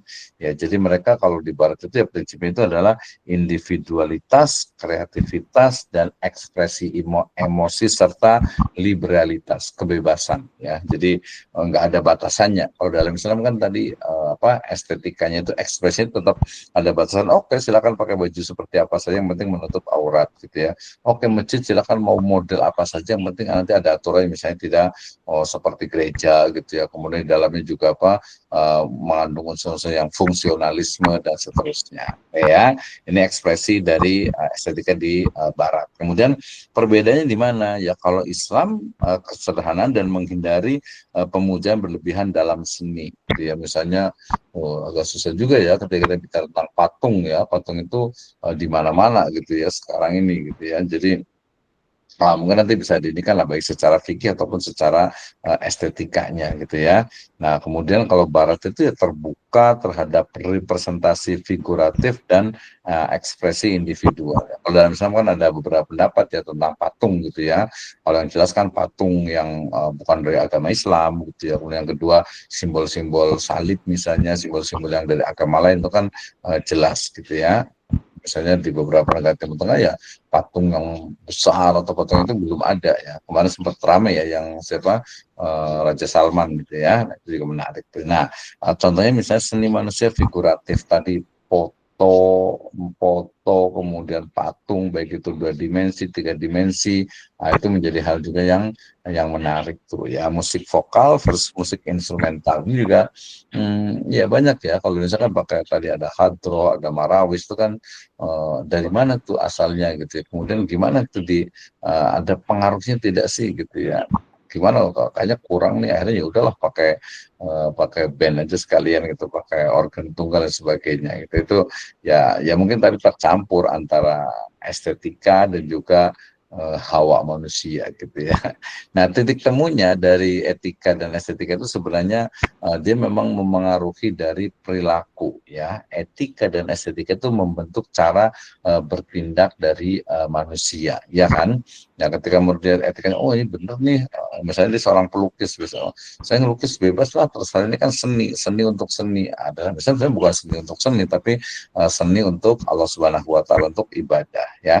Karena mencari kebaikan dan keindahan, keduanya berupaya menciptakan hidup yang bermakna dan indah, gitu ya. Kenapa sih? Misalnya ini kan, alhamdulillah ya, kalau kita diberikan rumah, gitu ya, rumah kita kan pasti diatur caranya gimana, gitu ya, sederhana apapun. Atau oh kita pengen rumahnya begini nih, ruang tamunya begini, mungkin dikasih lukisan gitu ya. Kalau tadi lihat rumahnya Pak Panut itu dikasih apa tuh di ininya ya, itu kelihatan oh orangnya kayaknya jiwa seni nih gitu ya. Dan juga mempromosikan nilai positif ya, biasanya gunakan bersama untuk menguatkan pesan moral dan juga seni ya. Kemudian tantangan dan harmonisasi ya, ini kaitan dengan etika dan estetika, tentu saja kaitannya itu dengan pluralisme budaya ya. Sekarang ini ya luar biasa ya, berbagai budaya itu kan bertemu walaupun sebenarnya dari dulu gitu ya. Jadi ya mestinya kita mampu untuk menghadapi keragaman dan relativisme dalam nilai. Misalnya ini nih, kalau kita nonton apa tuh Master Chef misalnya gitu ya, yang kelihatan tuh ya, mohon maaf menyebutkan ini, Master Chef itu kan apa tuh, kalau yang laki-laki itu pasti ya kebanyakan biasanya itu kalau nggak telinganya itu pakai anting gitu ya, kemudian pasti tatoan gitu ya. Ya menurut mereka sih ya seni gitu ya, tapi kan kalau dalam Islam tidak seperti itu. Nah, kita juga harus tapi banyaknya orang Islam juga gitu ya. Nah, itu satu hal yang memang kita dihadapkan dalam kehidupan sehari-hari ya. Kita harus bisa menjaga tuh ya. Kemudian dialog antar peradaban, membangun saling pengertian dan toleransi antar budaya. Nah, ini kadang sering ada kemarin teman itu buat sebuah penelitian, jadi kalau kita umat Islam kan harus toleransi gitu ya. Nah, gimana dengan agama lain? Apakah mereka juga toleransi ke Islam gitu ya? Misalnya kalau ada istilah hormati orang yang hormati orang yang tidak berpuasa, jadi orang puasa harus dihormati gitu ya. Sementara orang yang nggak puasa nggak menghormati orang yang puasa, gitu. Itu sering terjadi clash of civilization biasanya itu ya.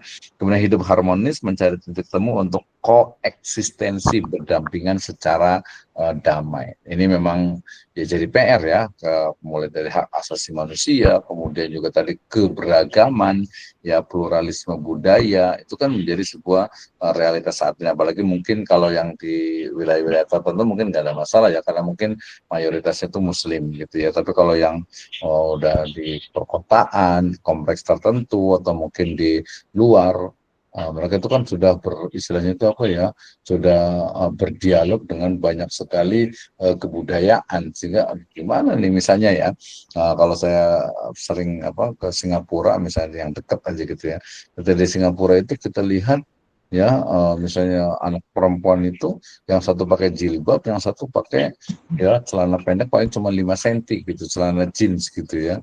Itu ada orang Islam juga gitu ya. Nah itu, waduh, ini ya mas seperti itu di Indonesia juga mungkin sama juga gitu ke depan. Jadi bagaimana kalau dalam konteks pendidikan agama Islam ya, berarti kita harus membekali betul-betul nih anak-anak kita nih ya. Nah, kesimpulannya ya, nanti kita diskusi dalam 15 menit ke depan, bahwa etika dan estetika Islam dan Barat memiliki persamaan dan juga perbedaan penting ya. Persamaannya adalah dari sisi ada hal-hal yang sifatnya itu global, ya misalnya berbuat baik kepada orang tua, menghormati tamu, menghormati sesama manusia gitu ya, itu persamaannya. Perbedaannya juga kalau estetika di barat itu ya lebih kepada sumbernya adalah akal mereka, rasio mereka gitu ya. Jadi ukurannya itu adalah ya pemikiran mereka, pemikiran manusia. Sementara dalam Islam itu bukan hanya pemikiran manusia, tapi wahyu yang pertama justru dari Allah Subhanahu wa Ta'ala. Nah, memahami ini kunci untuk toleransi dan kerjasama lintas budaya. Jadi kita memahami inti ya maksudnya ya. Jadi memahami inti kunci dari toleransi dan kerjasama lintas budaya. Kita mau nggak mau ya memang harus bertoleransi gitu ya, harus toleransi dan juga kerjasama pada bidang-bidang tertentu. Nanti pada bidang lainnya ya tidak boleh. Ya dikatakan wa ta'awanu 'alal birri wat taqwa wa la ta'awanu 'alal ismi wal udwan. Kemudian mengapresiasi keindahan dalam berbagai ekspresi budaya akan memperkaya hidup kita. Ini gambarnya juga ini indah nggak kayak gini ya. Kalau orang Islam bilang pasti nggak indah lah begini gitu ya.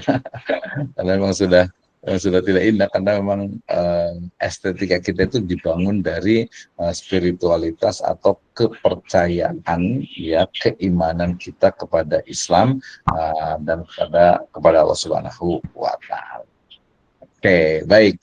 Teman-teman semuanya itu kaitannya dengan etika dan estetika, maka kesimpulannya adalah bahwa yang namanya etika ataupun estetika itu kaitannya dengan bagaimana kita sebagai seorang muslim itu betul-betul memahami sebuah etika, sebuah adab, sebuah akhlak, dan juga makna dari sebuah keindahan.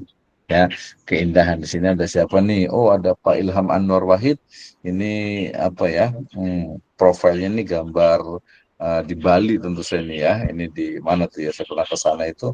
Oh, ini juga kayaknya kalau pas saya lihat dengan mata kepala, Masya Allah gitu ya. Kalau itu apa tempat ibadah agama lain, tapi memang indah, memang bagus gitu ya. Oke ya. Di situ juga pakai hijabnya warna apa nih warna-warna coklat atau apa gitu ya. Oh, indah juga gitu ya. Oh, ada panut nih pakai peci, pakai kemeja putih, pakai dasi, pakai jas hitam. Oh, indah gitu ya. Raja Jamaluddin lagi naik perahu, pakai peci, pakai baju koko, kemudian pakai sarung, kayaknya estetik banget gitu ya. Pak Saiful Anwar mana nih? Di depan di depan bendera ini ya. Di dewan bendera kayaknya sangat ini bukan estetik tapi patriotis gitu ya, sangat patriotik patriotisme gitu ya. Oke, baik, terima kasih Ibu sekalian, teman-teman semuanya. Itu kaitannya dengan etika dan estetika. Tentu saja dalam Islam itu adalah bahwa etika itu jelas ya, ada aturannya. Ya, estetika juga ada standarnya. Ya, memang berbeda, tapi ada juga makna-makna global yang memang istilahnya itu semua manusia itu menyukainya, gitu ya. Jadi ada sisi-sisi yang memang itu tidak bisa lepas dari din, dari agama, gitu. Tapi di sisi lain ada juga yang nggak ada kaitan dengan agama pun. Ketika melihat misalnya Shanghai, misalnya gitu ya, melihat Ho Chi Minh, misalnya gitu ya, melihat Hong Kong misalnya, kalau indah sekali gitu ya, pakai cahaya dan sebagainya, itu orang juga bilang itu indah gitu, nggak ada yang bilang nggak indah gitu ya. Melihat padang pasir misalnya, padang pasir indah nggak ya? Oh, lihat oasisnya, indah sekali, masya Allah gitu ya. Nah, seperti itu ya. Oke, makanya kalau orang Arab itu disebut dengan apa? Jannatun tajri min tahtihal anhar gitu ya. Jadi kebun surga yang mengalir di bawahnya sungai-sungai. Makanya ketika mereka melihat ke puncak, datang ke puncak Bogor itu, hadhil jannah, ini surga ini ya. Di bawahnya itu ada sungai yang mengalir, kebunnya, udaranya gitu kan ya. Itu jannah fi lughatin dalam bahasa. Oke. Sampai sini, any question atau nanti kita bisa tanya-tanya juga tadi kaitannya. Pak Saiful Anwar nih, mungkin kayaknya mau komentar dulu. Silakan Pak Saiful Anwar. Komentar apa ya Pak ya? Gini mungkin. Assalamualaikum warahmatullahi wabarakatuh. Waalaikumsalam warahmatullahi wabarakatuh. Terima kasih kepada Pak Dokter yang memberikan waktunya. Mungkin kalau secara yang tadi saya simak dari materi yang Bapak sampaikan, berarti Indah itu bisa disimpulkan sebagai sesuatu yang dapat kita cerna dengan panca indera, ya sehingga menimbulkan rasa bahagia, damai ataupun apa namanya kagum yang menimbulkan pengalaman bagi kita sehingga kita akan selalu teringat dengan keindahan itu. Mungkin itu barangkali Pak Dokter ya, kalau yang saya pahami dari yang tadi Bapak paparkan barangkali. Jadi keindahan itu ya seperti itu. Terima kasih Pak Dokter. Assalamualaikum warahmatullahi wabarakatuh. Waalaikumsalam warahmatullahi wabarakatuh. Belum selesai nih Pak Saiful ini, jangan salam dulu nih. Kita mau tanya-tanya dulu nih. Iya. Kalau Pak Ya, Saiful ini suka apa nih? Suka jalan-jalan atau sesuatu yang indah yang boleh disebutkan dua hal yang menurut Pak Saiful Anwar ini indah gitu. Apa tuh? ya kalau jalan-jalan sih emang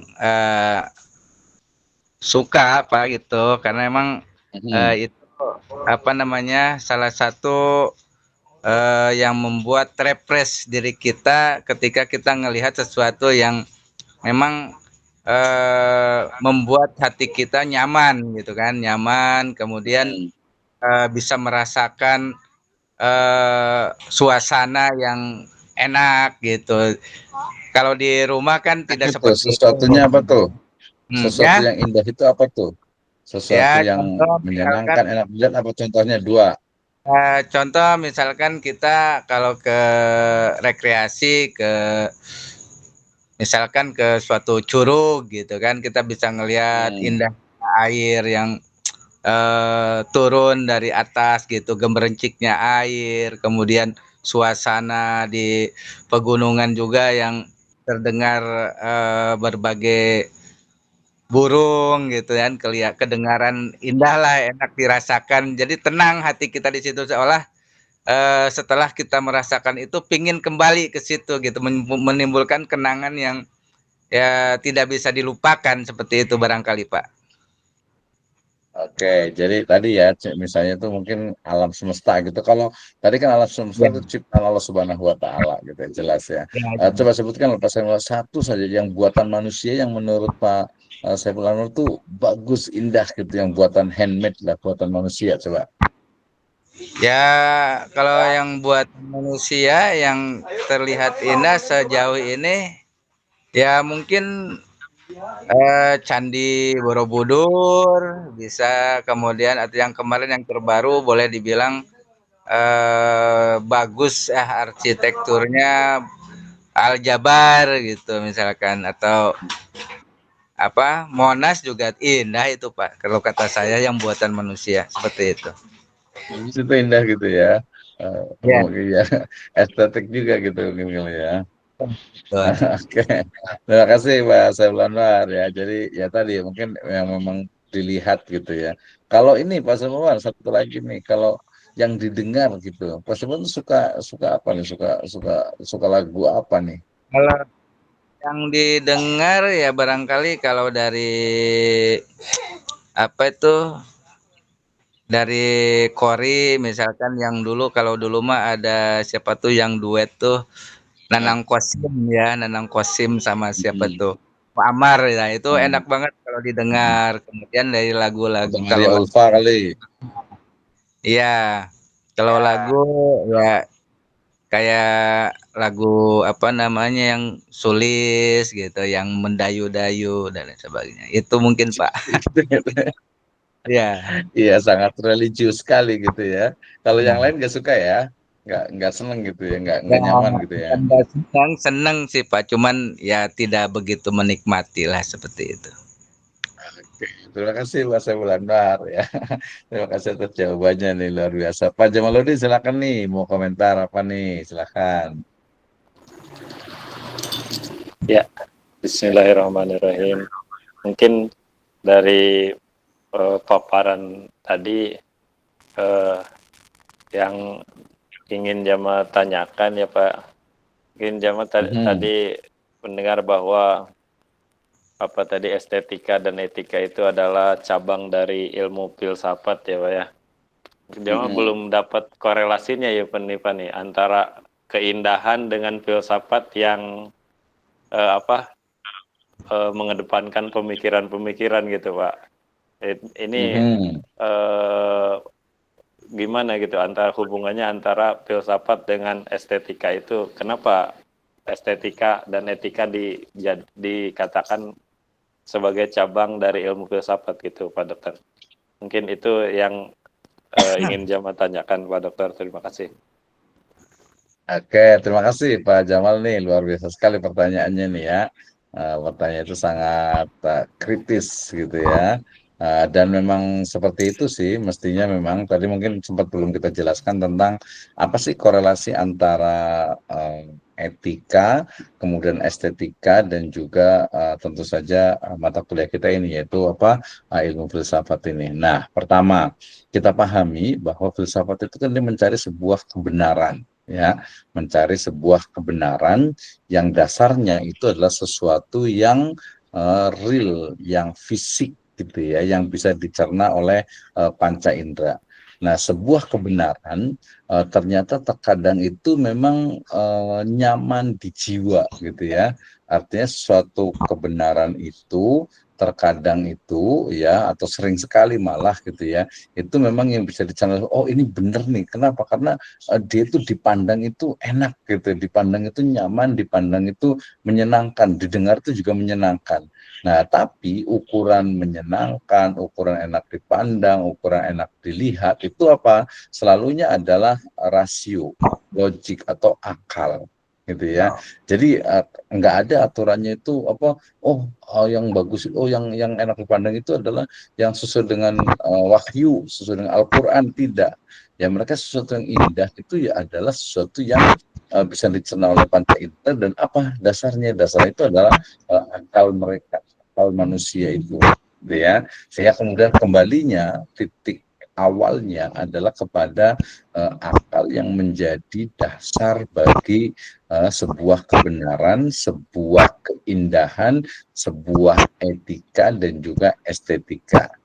Nah, itu ya, jadi lebih kepada ketika mengukur sebuah, oh ini indah gitu, itu adalah mereka bukan rasa, tapi ke rasio, ya, akal ya. Oh ini bagus nih, ini indah nih, gimana caranya nih, gitu, membuat apa, alunan musiknya, kemudian juga membuat apa, karya seninya gitu, semuanya dari akal. Jadi lebih melihat kepada karena filsafat itu mencari sebuah kebenaran, dan salah satu dari dimensi kebenaran itu adalah keindahan yang memunculkan tadi persepsi atau kenyamanan, kesenangan, ya, maka kemudian itu menjadi cabang. Nah, termasuk juga sebenarnya estetika kan kaitannya bukan hanya bendanya saja, tetapi juga bagaimana cara untuk menciptakan atau mewujudkan keindahan itu. Makanya tadi ketika misalnya Masjid Al-Jabar misalnya gitu ya, tadi menyebutnya juga Ka'bah misalnya, Menara Eiffel misalnya gitu ya, kemudian juga bangunan-bangunan Twin Tower misalnya, atau Burj Khalifa, itu juga mereka dibangun itu bukan tanpa aturan gitu ya, tapi ada rumus-rumus dalam estetika. Nah, kenapa tadi handphone itu harus kotak ke atas gitu ya, persegi panjang itu berdiri portrait. Ada juga sih yang bulat gitu, tapi nggak familiar, orang itu nggak suka gitu. Itu adalah yang seperti ini gitu. Mungkin nanti akan berubah lagi gitu ya. Kenapa misalnya pecinya itu Ustaz Jamaludin, peci warna hitam nih panjang gitu ya. Juga kalau saya suka yang agak pendek gitu ya, agak pendek, kalau suka ini, nah itu karena memang ya seperti itu standar yang ada di Indonesia gitu, basinya gitu, kan tinggal beli gitu. Kalau bikin sendiri mungkin agak beda gitu ya, kayak perahu atau kayak orang Minang atau apa gitu kan. Jadi lebih kepada ukuran, jadi korelasinya adalah ukuran untuk menetapkan sesuatu itu indah, sesuatu itu etis adalah akal manusia. Ingat ya, jadi karena memang yang didasarkannya itu bukan wahyu, bukan Al-Quran, bukan hadis, tapi memang pemikiran. Makanya menurut pemikiran mereka berdasarkan ya belum tentu benar, karena bisa jadi ini nggak sesuai nih, walaupun di mata itu indah, tapi dari sisi keyakinan, keimanan itu dia tidak indah. Misalnya fashion, misalnya bagus banget nih juara gitu, atau mungkin ada pemilihan tadi putri-putri misalnya gitu, ternyata oh nggak indah sebenarnya itu. Kenapa? Karena dasarnya itu adalah Islam. Seperti itu ya. Oke, terima kasih. Nanti bisa banyak bicara. Yang berikutnya siapa? Oh, Papa Anut nih, mau komentar apa saya Anwar lagi? Silakan.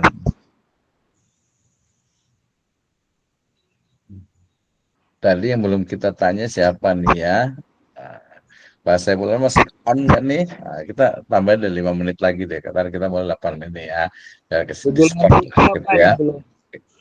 Bu Julantika sama Bu Siti Zubaidah. Siti itu. Oke, silakan Bu Siti Jalan mau komentar kan nih sama Bu Juliantika nih tentang keindahan. Gimana sih kayaknya keindahan di mata laki-laki dan di mata perempuan juga beda kali ya? Apa? Itu mungkin ya. Jadi bisa perwakilan nih gimana nih? Yang indah itu yang seperti apa sih contohnya gitu?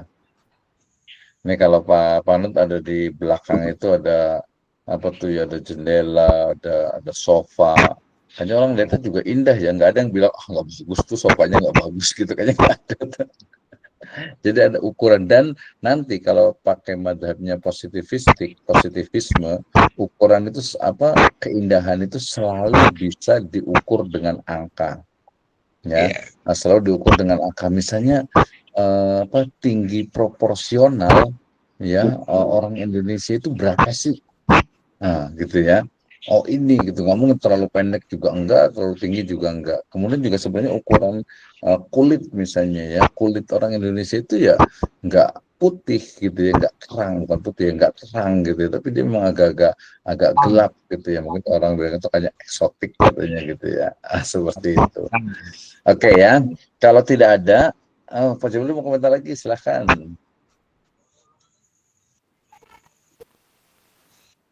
Ya silakan. Ya mungkin sedikit Pak ya.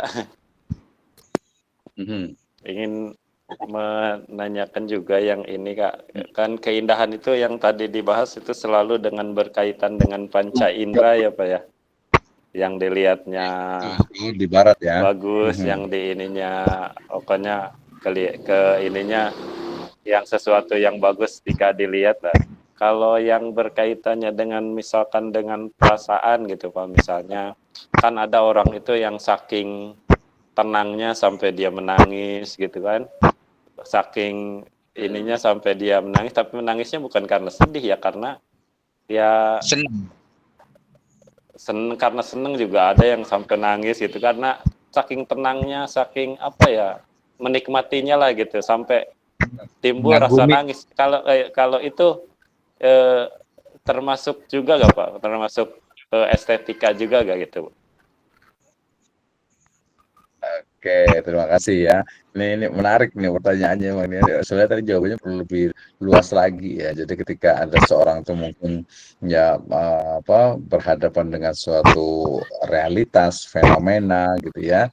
Termasuk fenomena itu yang disetting seperti mungkin lagi nonton film gitu ya, lagi mungkin menyaksikan sesuatu atau mendengar sesuatu, kemudian mungkin dia kemudian apa, menangis gitu. Menangisnya bukan sedih tapi bahagia gitu kan. Banyak tuh ketika mungkin nonton film kemudian lama nggak ketemu, tiba-tiba ketemu gitu-gitu kan, nangis kan bukan sedih tapi bahagia gitu ya. Nah ini yang menarik nih ya. Jadi dalam Islam itu kan sebenarnya itu nanti disebutnya tuh dengan rasa ya, rasa atau hati gitu ya. Nah ketika bicara tentang hati, disitulah kemudian di Barat itu seolah-olah itu nanti apa, hati nurani itu ya akal itu sebenarnya kalau di Barat gitu ya. Sehingga kemudian ya hati nurani itu selalu dipikirkan kenapa dia itu menangis gitu ya, kenapa dia itu sedih gitu misalnya gitu, karena memang dalam otaknya, dalam pemikirannya, di akalnya itu sudah terbangun ya, dari awal itu terbangun bahwa oh apa misalnya itu ada anak dan ibu itu terpisah lama gitu ya, kemudian nanti ketemu gitu ya. Jadi otaknya itu sudah, akal itu sudah berpikir ke sana, sehingga kemudian ketika pas kejadian gitu nyambung, maka dia akan ikut sedih ya. Demikian juga kita juga merasakan ya, misalnya kita itu, saya pernah ketemu dengan satu orang yang sudah hampir berapa ya, mungkin ya 5 tahun lah nggak ketemu, baru 5 tahun padahal gitu ya.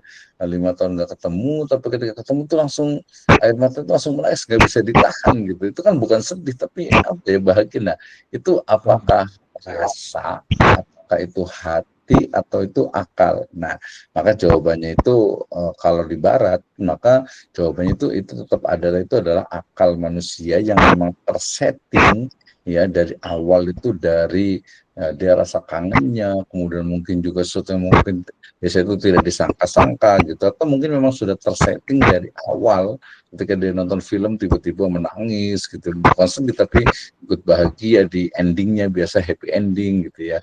Nah itu kalau di barat, tapi kalau dalam di timur nih, di timur terutama Islam itu biasa juga bicara tentang rasa atau hati gitu, dimana rasa itu memang tidak bisa dipungkiri, orang menyebutnya dengan apa, dengan hati nurani gitu ya, hati nurani. Ketika kita melihat misalnya contohnya begini, nah itu tadi suka bercampur ya antara hati nurani dengan akal manusia gitu. Ketika kita melihat misalnya ada seseorang gitu ya, kemudian mungkin cacat gitu ya, cacat kemudian suruh kerja gitu, kita kan ada rasa kasihan gitu ya.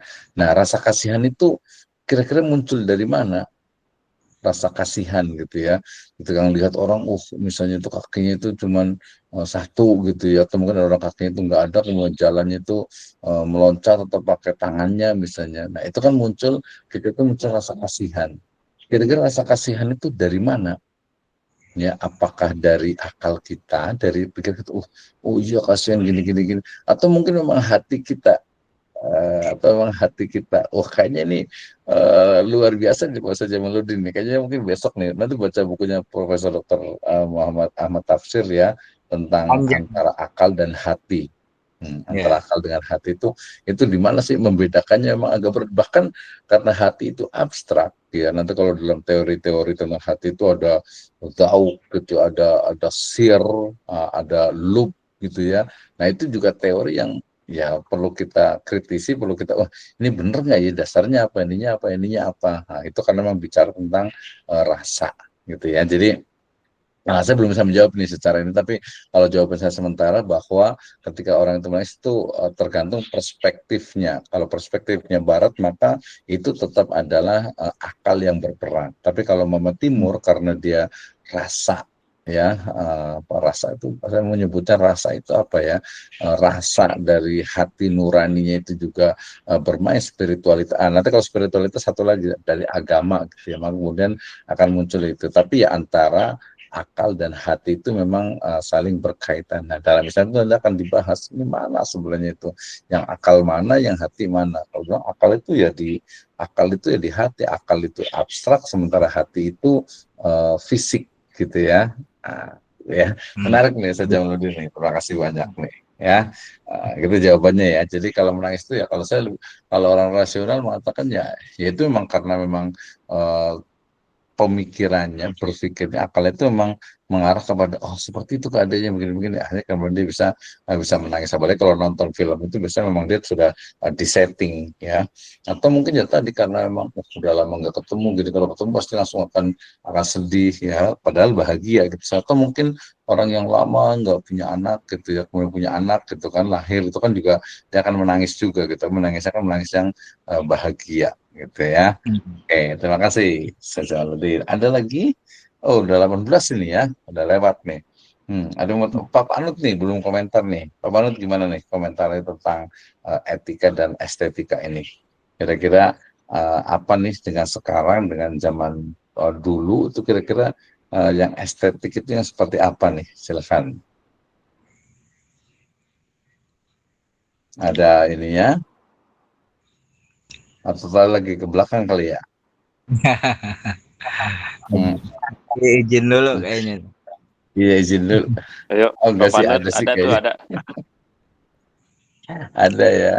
Eh, ya, nanti kesimpulannya adalah bahwa baik itu etika ataupun estetika, karena kita itu seorang Muslim, ya kita orang Islam, maka tetap merujuk etika jelas kembali kepada ya dikatakan itu apa wa innaka la'ala khuluqin adim ya. Kemudian secara estetika juga sesuatu yang indah gitu ya, bukan hanya dilihat oleh panca indera, tetapi ukuran awalnya justru adalah dari Alkitab wa Sunnah ya, dari Al-Quran, dari hadis, dari ijma, dari kesepakatan ulama gitu ya, dan adilatul ahkam yang lainnya itu sudah clear sebenarnya. Walaupun ya kalau kita agak sedikit lebih kritis ya enggak 100% diterima oleh estetikanya itu barat gitu ya, estetikanya barat, karena estetika barat dengan tadi paham materialismenya dan juga positivismenya selalu merujuk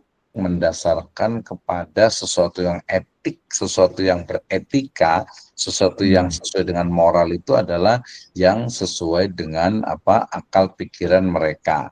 Ya, sesuatu yang estetik adalah yang sesuai dengan akal pikiran mereka. Nah, akal pikiran mereka sendiri dipengaruhi oleh sistem atau ideologi yang ada di sekitar atau di masyarakat mereka gitu ya, sehingga misalnya fashion, misalnya pakaian, misalnya menurut mereka estetiknya seperti itu ya. Misalnya kalau kita lihat tuh apa yang agak sadis ya, di mana di Korea misalnya, itu di Korea itu ada satu pulau yang isinya itu ya apa pornografi semuanya, menurut mereka tuh estetik gitu ya. Ya dalam Islam kan tidak gitu ya, kita ngeliatnya juga tidak suka gitu. Sebenarnya itu bukan hanya itu sebenarnya secara nurani manusia juga sebenarnya tidak suka juga gitu ya. Itu ya, di 40 Jeju atau apa itu ya.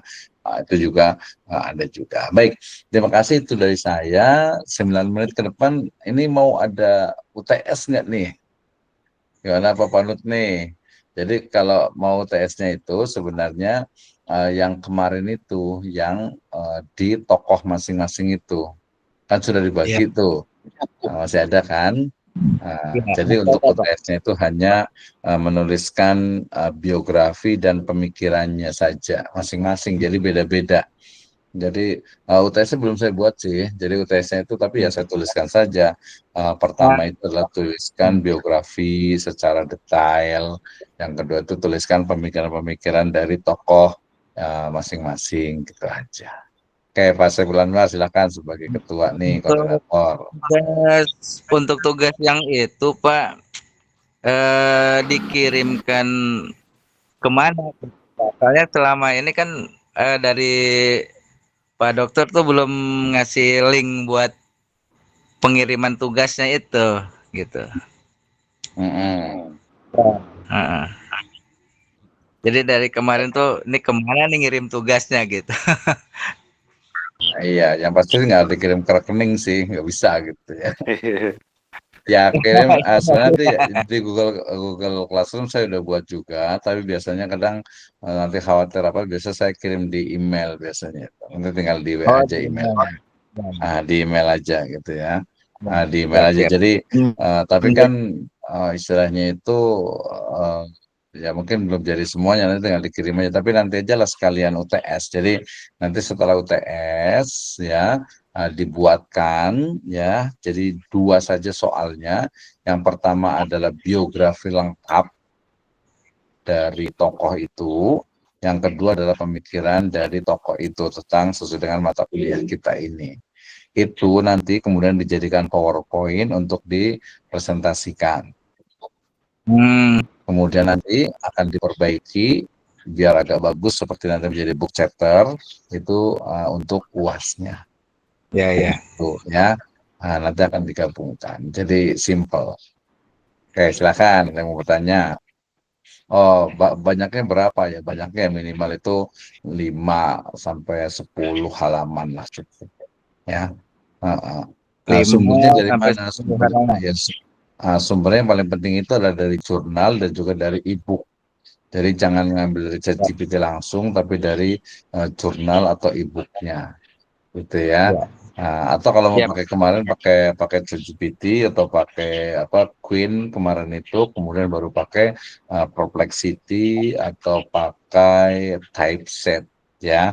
.io itu dia ada sumbernya untuk lebih memudahkan gitu ya. Kalau Ya, ya. biografi kan aduh banyak banget ya. Pemikiran juga banyak banget sih, tinggal ambil aja gitu ya. Nanti untuk UASnya baru nanti ada analisis pendapat kita tentang pemikiran dari tokoh tersebut. Ada Al-Farabi, ada Al-Kindi, ada Al-Ghazali, ada misalnya Ibnu Sina gitu ya, Al-Khwarizmi dan yang lainnya. Ya. Nah, gitu ya. Jadi itu untuk UASnya itu. Ya, jadi dari sekarang saja boleh sambil dikerjakan. Sebenarnya sih kalau umpamanya ya kalau mama yang reguler itu biasa di print kemudian saya coret-coret. Tapi nanti ini berarti nanti presentasinya kalau mau ya pakai itu juga nggak apa-apa juga sih. Pakai apa? Uh, nggak pakai PowerPoint juga nggak apa-apa juga kayaknya. Boleh juga tuh. Word Ya, apa ya? pakai PowerPoint udah satu kayak Canva juga boleh. Boleh. Siap. Ada lagi? Jadi Cukup, Pak. berarti Senin besok ya ujian UTS-nya ya? Ya. Malamnya atau berarti malamnya nggak ada mata kuliah, nggak ada belajar atau gimana ya? Nggak ada berarti ya? Nggak ada barangkali, Pak. Hmm. Kayak sih nggak ada sih, ngerjain sendiri gitu kan, ngerjain kan online. Ya. Masa online saya Iya. lihatin gitu kan ya. Ya. Ya nanti bisa, pokoknya bisa di Facebook, bisa di email atau juga nih Google Classroom nanti juga saya share juga bisa sih. Tapi kalau menurut Ya. saya kan orangnya segini juga udah hafal juga sih Pak Panut ya, nilainya A lah paling rajin gitu ya. Nggak usah ribet-ribet lah ya. Pak Saiful Anwar juga gitu ya. Bu Julianti kan juga dong harusnya gitu ya. Gitu. Jadi udah kelihatan gitu. Kalau saya biasanya udahlah pakai yang insting aja, jangan terlalu dibikin ribet lah gitu ya. Ya. Seperti itu Setuju, aja Pak ya. Dokter, setuju. Gitu ya.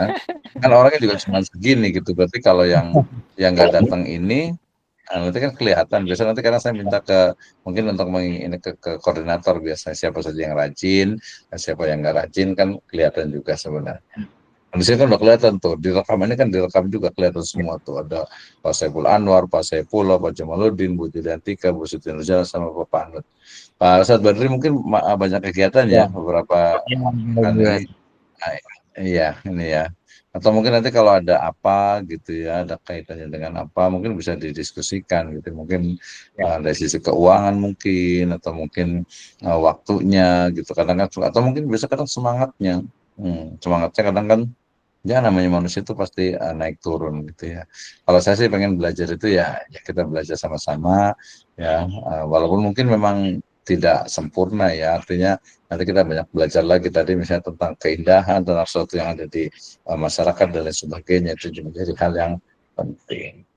Oke, untuk UTS sudah cukup jelas. Jadi setiap mahasiswa menuliskan ya berdasarkan sumbernya itu satu A biografi dari tokohnya, kemudian B itu pemikirannya. Ya pakai nanti boleh saya kirimkan template-nya juga, template untuk istilahnya itu tinggal copy paste di situ saja. Ya, kalau ditanya yang bagus nilainya A itu yang seperti apa? Ya, pertama dari sisi referensinya, yang kedua dari sisi kedalaman analisisnya. Ya, bukan hanya copy paste dari makalah atau dari internet yang lainnya gitu ya. Akan nanti ada referensi ya. Kemudian pembahasan juga runut juga ya. Setiap referensi itu menggunakan kita body note biasanya. Jadi biar belajar kayak seperti membuat tesis. Seperti itu. Ya. Oke, baik. Terima kasih semuanya. Sudah 21.08 ya. 2 menit lagi kita udah selesai. Dari ibu-ibu ada yang mau ditanyakan nggak? Jadi dikerjakannya dari sekarang saja ya. Kemarin Pak Panut ke bagian yang siapa tokohnya?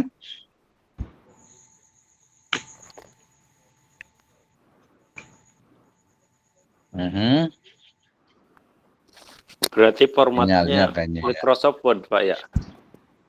Iya, sebenarnya sih kalau saya biasa pakai A5, kemudian ada template-nya kayak book chapter.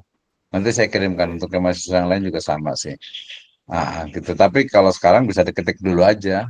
Diketik dulu biasa, pakai A4, spasi 1,5, Times New Roman, font 12, margin 4433, udah pakai body lamp. Tulis aja dulu, nanti kalau sudah atau bisa aja sekarang saya kirimkan untuk template-nya boleh juga. Seperti itu. Siap. Oke ya, tapi kalau karena ini UTS, nanti UASnya juga itu juga, cuma ada perbaikan. Karena itu UTS, lebih baik saya buat 2 saja. Yang A adalah biografi, yang B adalah pemikirannya. Udah itu aja. Pemikiran. Jadi pemikiran, ya pemikirannya lah seperti apa, ide-ide gagasan utamanya. Gitu. Biografinya ya pokoknya dari lahir sampai meninggal, gitu kan ya. Namanya, biografinya. Nanti saya kirim juga boleh lah ininya di grup ya, insya Allah ya.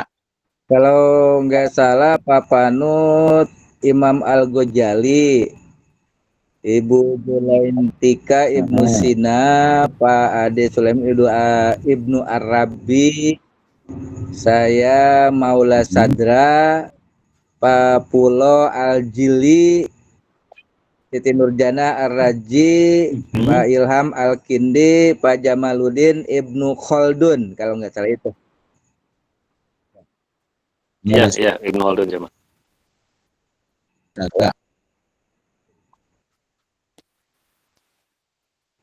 Ya, itu aja paling Pak. Ya, jadi yang bisa dilakukan saja semampunya lah ya. Dan itu kan bisa baca-baca, cari. Kalau saya nggak apa-apa lah tadi dari ChatGPT juga, yang penting cari sumbernya, yang penting referensi. Saya bisa ngurut juga gitu, sistematikanya itu bisa dibaca nanti ketika presentasi. Dan kita ingatkan ya, insya Allah untuk setelah UTS nanti silakan nanti ini ya presentasi satu-satu Pak Saiful Anwar boleh dijadwalkan ya, sebisanya aja lah gitu ya, biar ada challenge. Dari kemana kan saya ngomong terus gitu ya, salah juga sih sebenarnya. Gitu ya. Oh, udah 31 nih, udah cukup kasihan nanti udah mau pada istirahat nih ya. Nanti kalau ada apa-apa silakan tanya di saya ya. Intinya ya kita belajar aja lah sama-sama, yang penting belajar itu untuk bahagia. Jangan kalau belajar itu tidak bahagia, kalau belajar itu tadi tidak bahagia, tidak nyaman, berarti belajar kita salah gitu ya. Dan semuanya baik, terima kasih untuk semuanya. Jazakumullahu khairan ala tiyamikum. Kita tutup dengan hamdalah dan doa kafatul majelis. Alhamdulillahirabbil alamin. Alhamdulillahirobbilalamin. Subhanakallahumma wa bihamdika asyhadu an la ilaha illa anta astaghfiruka wa atubu ilaik. Allahumma fiqil aqwamit thoriq wa billahi taufiq wal hidayah. Wassalamualaikum warahmatullahi wabarakatuh. Waalaikumsalam warahmatullahi wabarakatuh. Oke, terima kasih semuanya. Sinyalnya